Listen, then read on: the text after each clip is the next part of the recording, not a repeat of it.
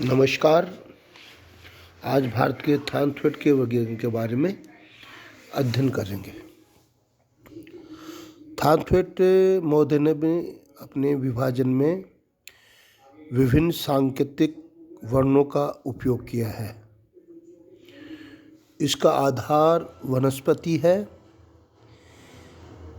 यह कोपेन के वर्गीकरण से अधिक मान्य है क्योंकि इसमें वर्षा की मात्रा के अतिरिक्त वाष्पीकरण की मात्रा को भी ध्यान में रखा गया है। तापमान और वर्षा के मौसमी वितरण का भी इस वर्गीकरण में ध्यान रखा गया है, लेकिन यह विभाजन अत्यधिक जटिल हो गया है क्योंकि इसमें भूमध्य रेखा से ध्रुवों तक की सभी जलवायु भारत में पाई जाती है, जिसके कारण इनका वर्गीकरण जटिल हो गया है। थानथ्वेट की मान्यता थी कि जलवायु के तत्वों का सम्मिलित प्रभाव वनस्पति के रूप में आंका जा सकता है। इस विधि में वनस्पति, मिट्टी तथा जल प्रभाव का निरीक्षण करके जलवायु के प्रकारों तथा उनकी सीमाओं का निर्धारण किया गया। पौधों की वृद्धि वृक्षण प्रभावित पर निर्भर होती है। वर्षण प्रभाविता सूचकांक की सहायता से थानथ्वेट ने संसार को आर्द्रता पर आधारित 5 प्रदेशों में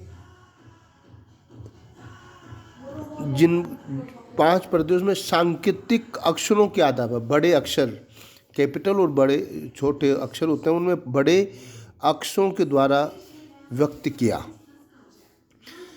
आर्द्रता संबंधी जो प्रदेश थे, उन्होंने बड़े जो अंग्रेजी वर्णमाला के 5 बड़े अक्षर हैं A, B, C, D और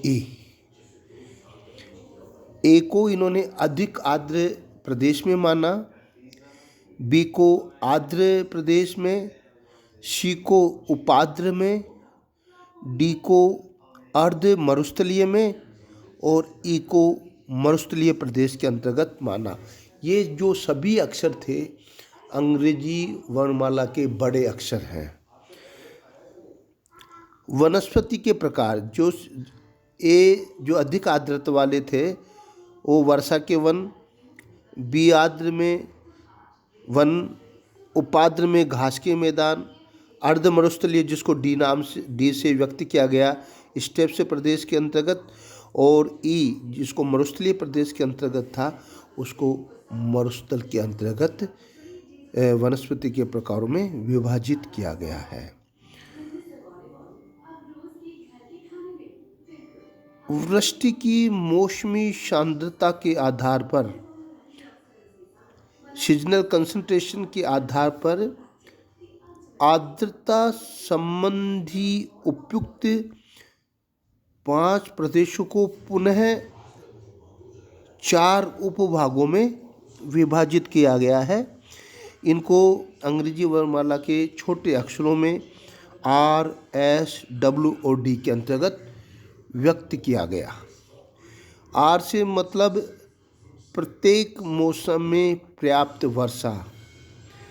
S से तात्पर्य ग्रीष्म काल में वर्षा की कमी। W से तात्पर्य शीतकाल में वर्षा की कमी और D से तात्पर्य प्रत्येक मौसम में वर्षा की कमी।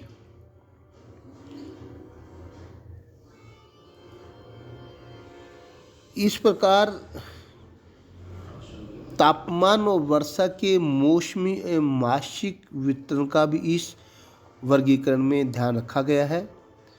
थानथ्वेट के अनुसार भारत को 11 जलवायु प्रदेशों में बांटा गया, जिसमें पहला भाग AAR, दूसरा भाग BAW, तीसरा BBW, चौथा AAW, पाँचवा CBW, छठा D जलवायु प्रदेश, सातवां DAW जलवायु प्रदेश, आठवां DBW प्रदेश, नौवां DBD जलवायु प्रदेश, 10वां E जलवायु प्रदेश और 11वां EAD जलवायु प्रदेश।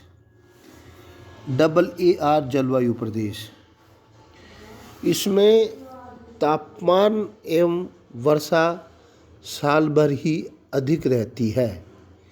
यहाँ उष्णकटिबंधीय वनस्पति मिलती है। मालाबार तटीय प्रदेश, गंगा के डेल्टा के पूर्वी भाग एवं असम के दक्षिणी भाग इस प्रदेश में सम्मिलित किए जाते हैं। दूसरा जो भाग है BAW जलवायु प्रदेश, इस प्रदेश में गर्मियाँ तर और सर्दियाँ शुष्क रहती हैं। पश्चिमी घाट और पश्चिमी बंगाल के पूर्वी भाग इसी प्रदेश में पड़ते हैं। धन्यवाद।